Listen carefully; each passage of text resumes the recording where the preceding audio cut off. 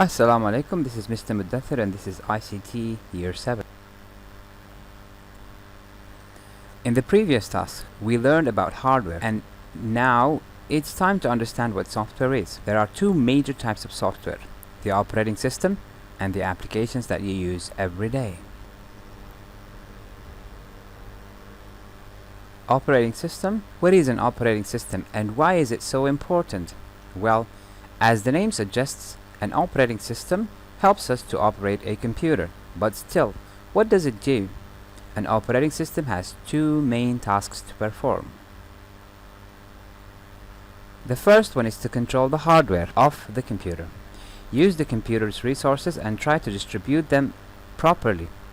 It manages the available computer memory and allocates the required amount of memory each program needs, and the time the CPU will spend on a specific process.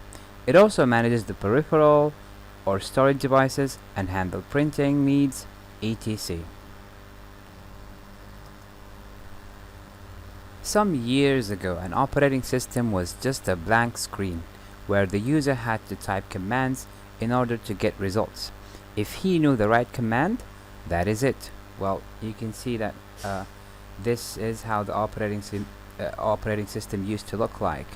But then, the operating system with a graphical user interface known as GUI, graphical user interface, appeared, and a GUI allows you to see all your files and folders as icons and images which you can point at with your mouse.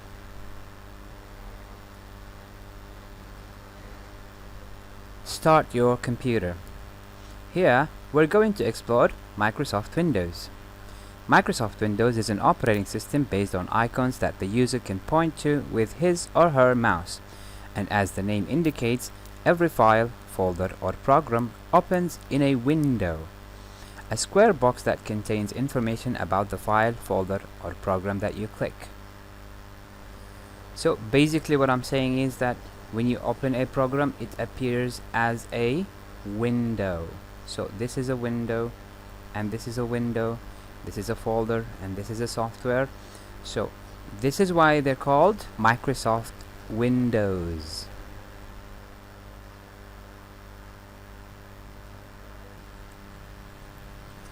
When you press the main power button, your computer will start working after the BIOS program indicates your devices. The operating system starts.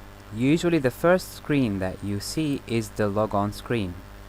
The logon screen allows you to open the operating system as a specific user. As you can see right here, this is the logon screen. Because it's not usual for many people to work on a single computer, it's necessary for each person to work in his or her own environment, to have his or her own programs, files and folders. That's why most of the operating systems allow us to create user accounts using a name and a password. To log on to Windows, click the username and type your password. Press enter or click the blue arrow, as shown here. We can talk about operating systems now and operating systems 20 or 30 years ago. But currently, the most popular operating system that we use every day and with different geographical locations or different group of people, they are Microsoft Windows. This is Windows 7 and this is Windows 8. Currently we use Windows 10. We also have Linux, Fedora, Ubuntu, Mac OS and Android. Of course, in most laptops we use Microsoft Windows, and in mobile devices we use Mac OS or now it's called iOS, and Android. Those are the two most popular operating systems that we use for cell phones or mobile devices. But for laptops we can use Windows, Linux, Fedora and Ubuntu. To take a look about how operating systems used to be 20 or 30 or 40 years ago, we're going to learn a little bit about an operating system that's called CMD. Using the CMD, we're going to learn about how operating systems used to be and how you can use a computer without a graphical user interface. To open the CMD, simply just type on the search bar CMD and it'll appear at the first result. Press enter. So basically this is how operating systems used to be. Right now I'm in the drive C, inside the folder users, and inside the folder named Mudathir. If I want to get out of these folders, I have to type cd and enter. cd dot dot and enter. You can see right now that I took a step back into the previous folder. If I want to go back to this Mudathir folder, I have to type cd Mudathir and press enter. Now I'm in Mudathir. Alright, I'm going to try to create a folder inside of my desktop. To know the content of this folder, the command is dir, enter. So basically these are the folders that I have inside Mudathir folder. I want to get into this folder, desktop. So I'm going to type cd desktop. Remember that you have to write it in case it's a case sensitive, so you have to write the cap and you have to write the small letter small. Desktop and enter. See, right now I'm inside desktop. To know the contents of the folder desktop, I have to type dir. So these are the folders that I have inside my desktop. I want to create a folder. The command is mkdir space. Next I have to type the preferred name for my folder, any name, let's say hello, and press enter.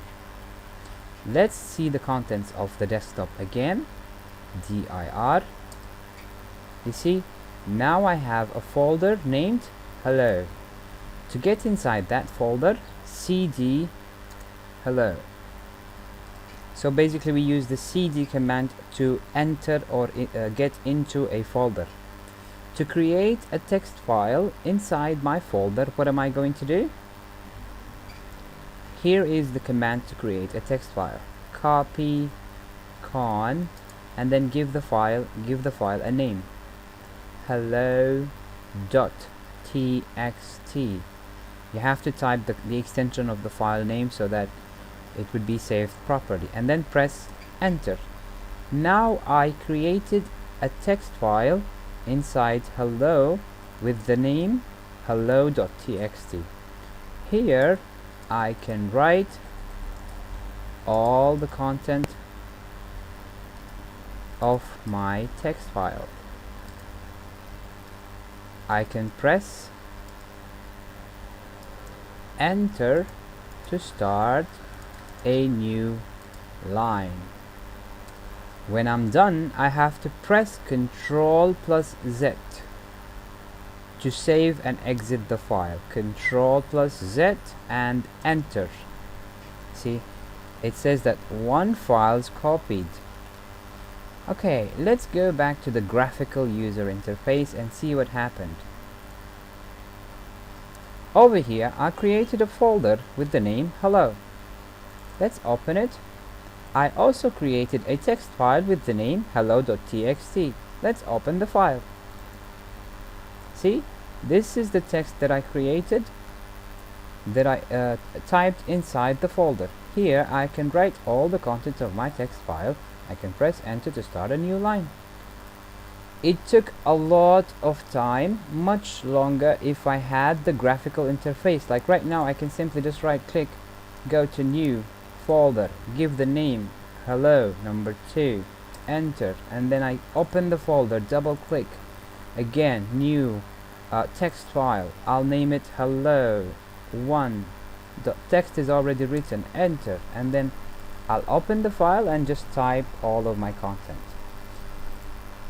Back in the day, it used to take a lot of knowledge just to do simple tasks that we do every day with a mouse or a keyboard.